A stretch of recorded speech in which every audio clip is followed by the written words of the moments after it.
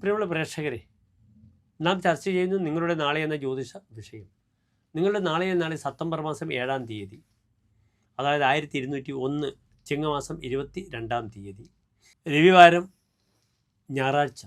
നാളെ ഞായറാഴ്ച സൂര്യോദയം 6:18 ഉദയം, അസ്തമയം വൈകിട്ട് 6:28. നാളത്തെ രാഹുകാലം ഞായറാഴ്ച വൈകിട്ട് 4:30 മുതൽ 6 മണി വരെയുള്ള സമയം. നാളെ ദിനത്തിൻ്റെ പ്രത്യേകത, നാളെ സമ്പൂർണ്ണ ചന്ദ്രഗ്രഹണം നടക്കുന്നൊരു ദിനമാണ്.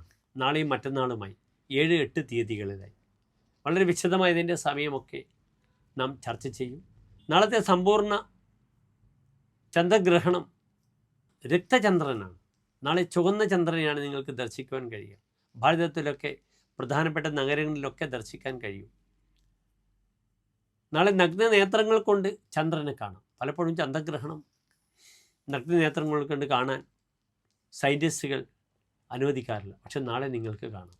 നാളത്തെ ദിനം ശ്രീനാരായണ ഗുരുവിൻ്റെ ജയന്തി കൂടിയാണ്, ചതയം നക്ഷത്രം. ലോകമെങ്ങുമുള്ള ശ്രീനാരായണ ഭക്തർ ആഘോഷപൂർവ്വം ചതയ ദിനം ആഘോഷിച്ച് വരും. നാളെ ചതയം ശുഭകാര്യങ്ങൾക്കൊക്കെ സ്വീകരിക്കുന്ന നക്ഷത്രമാണ്. അതിനാൽ നാളത്തെ ദിനത്തിന് വലിയ ബുദ്ധിമുട്ടുകളൊന്നുമില്ല. രവിവാരമാണ്, പൗർണമിയാണ്, ചതയം നക്ഷത്രമാണ്. നാളത്തെ തിഥി ഞാൻ സൂചിപ്പിച്ചു, സാക്ഷാൽ പൗർണമി തിഥിയാണ്. പൂർണ്ണചന്ദ്രനാണ്. ചന്ദ്രൻ ഏറ്റവും ബലവാനാവുന്ന ദിവസമാണ്.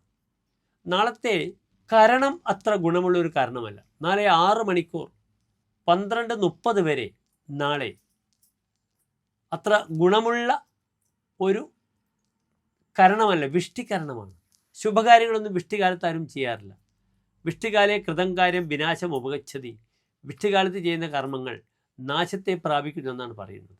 അതിനാൽ നാളെ 1 മണി വരെയുള്ള സമയത്തിന് ശേഷം എൻ്റെ പ്രിയപ്പെട്ട പ്രേക്ഷകർ വളരെ സജീവമായി കാര്യങ്ങളിൽ ഇടപെടുന്നതാണ് നല്ലത്.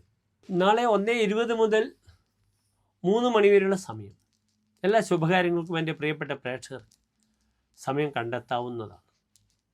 നാളെ ചതയം നക്ഷത്രമാകയാൽ നിർബന്ധമായും നിങ്ങൾ നാഗക്ഷേത്ര ദർശനം ചെയ്യുക.